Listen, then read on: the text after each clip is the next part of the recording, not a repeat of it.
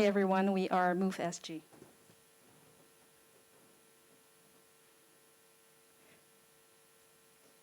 So 2 years ago, Mavis had the most romantic moment in her life. This is Mavis and her husband before moving.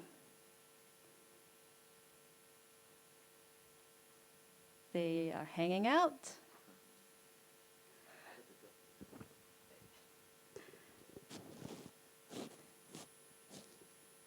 They cab to Suntec City and have some fun like we are doing now.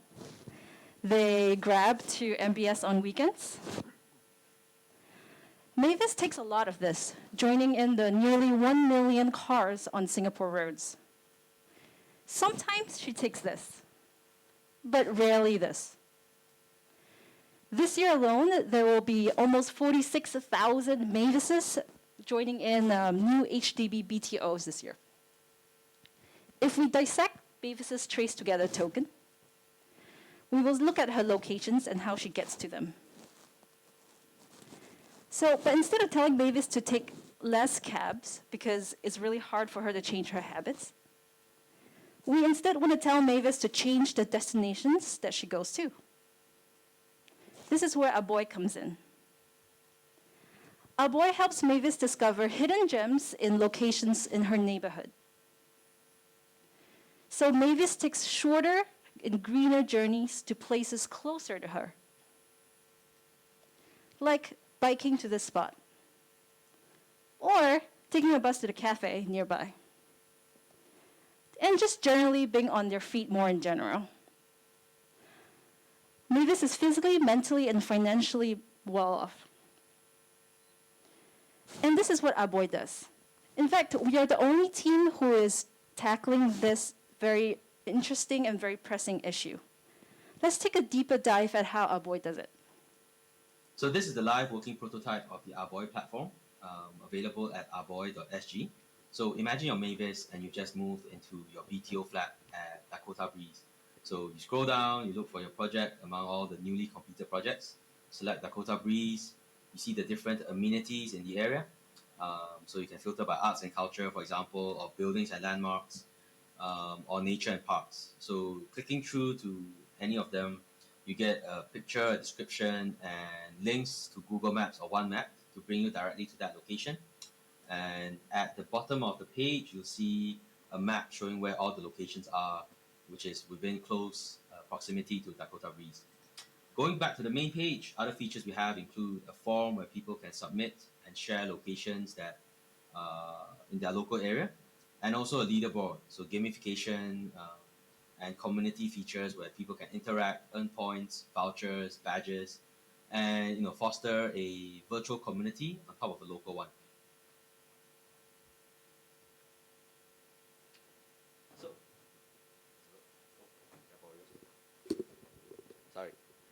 So recent home movers have told us that they're crying out for a solution like Arboy because there's really nothing like it on the market.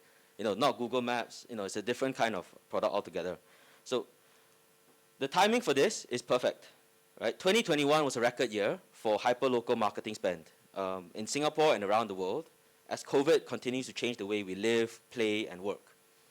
And at the same time, the government is also very keen for solutions like these, which are sort of user-focused solutions that actually change behavior at a macro level. So our user base includes new BTO, go-to-market. These are go-to-market for B2B and B2C with a big focus on direct marketing to get in front of users just as they move.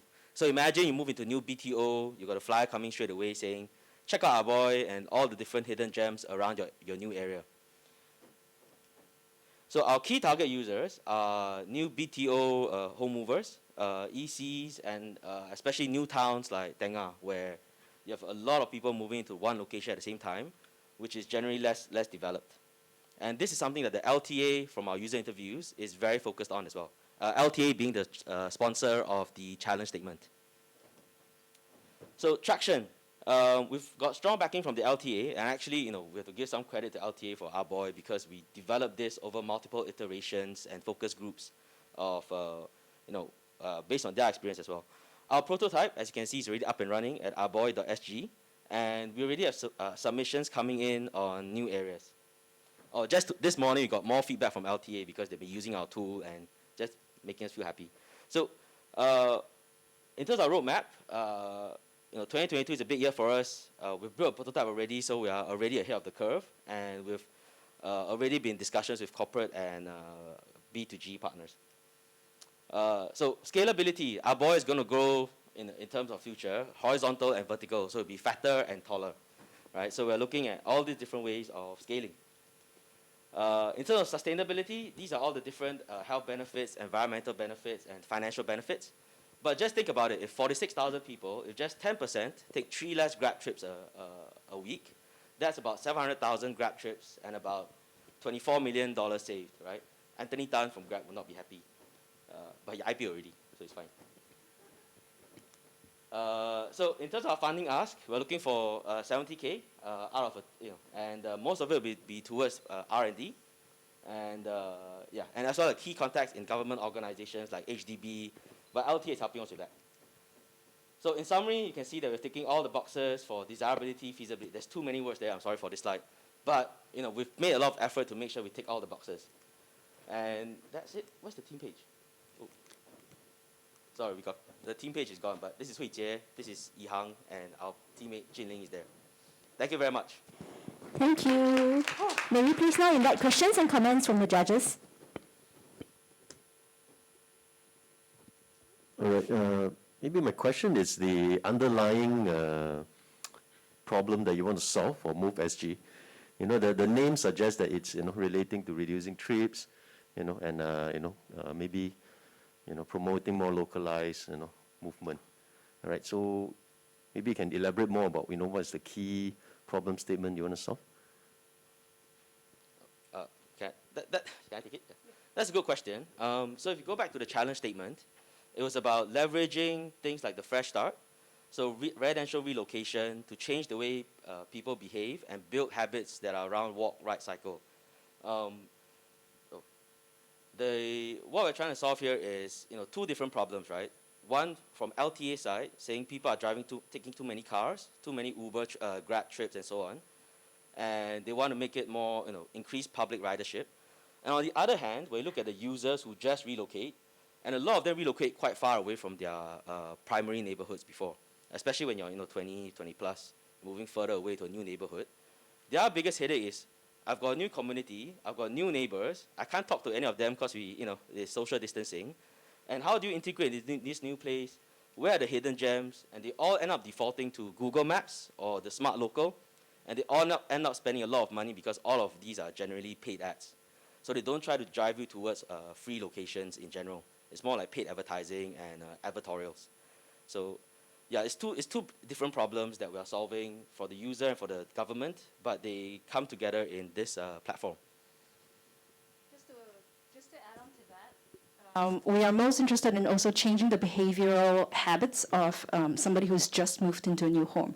So we're tapping on that very psychological, you're in a new place, and therefore you are most likely to make changes to your life. And that's where we kind of swoop in and get them really hooked on these really closer places near them, so they will build their lives around these healthier habits that's related to the places closer to them.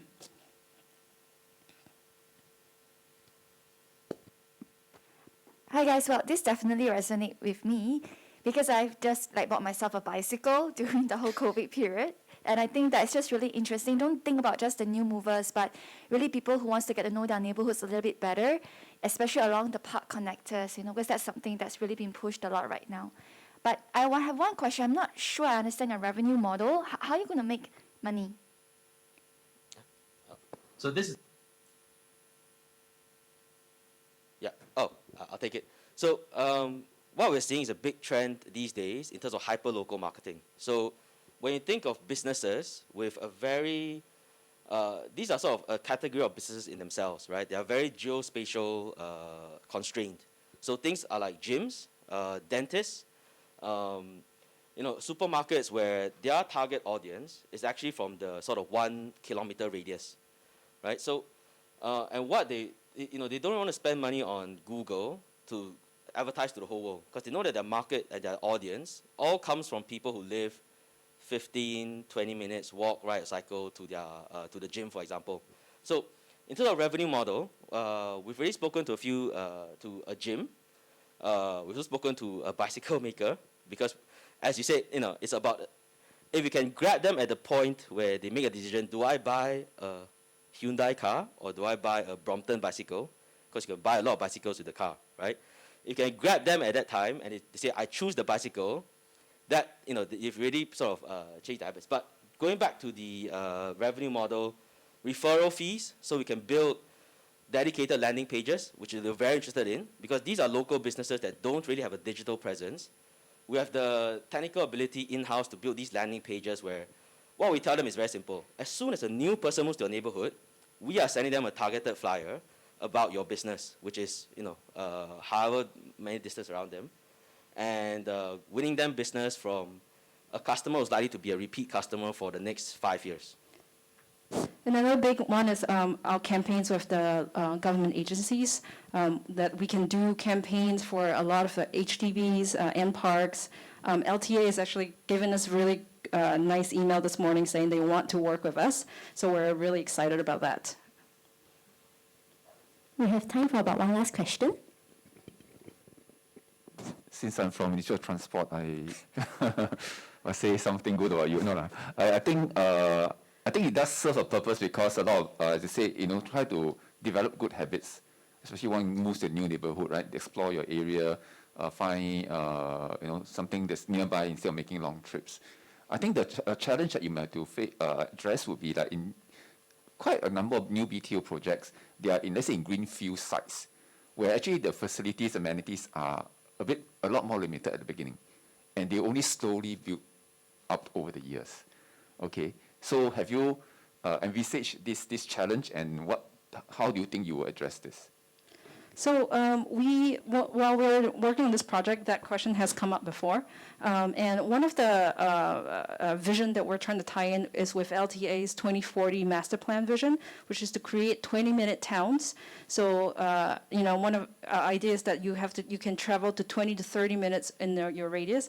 And actually, Singapore is pretty small, so we did some kind of maneuvering around Google Maps and testing it out. With 30 minutes on the MRT, you can get really far, even though, we talk about Tenga and where Tenga is right now being kind of in the middle of nowhere. Even with a 30-minute radius, you can really go to a lot of places around, even the nearby neighborhoods, even if your immediate vicinity is still getting built up.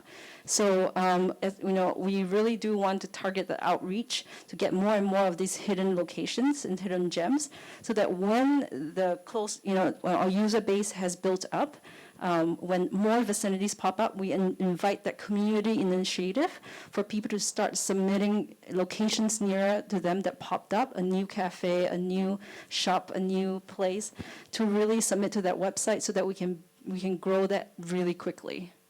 Yeah, and to add to that, that's a really good observation. And what we found is, what you find in these greenfield sites is they will lack sort of commercial opportunity. So the cafes, they are not there yet.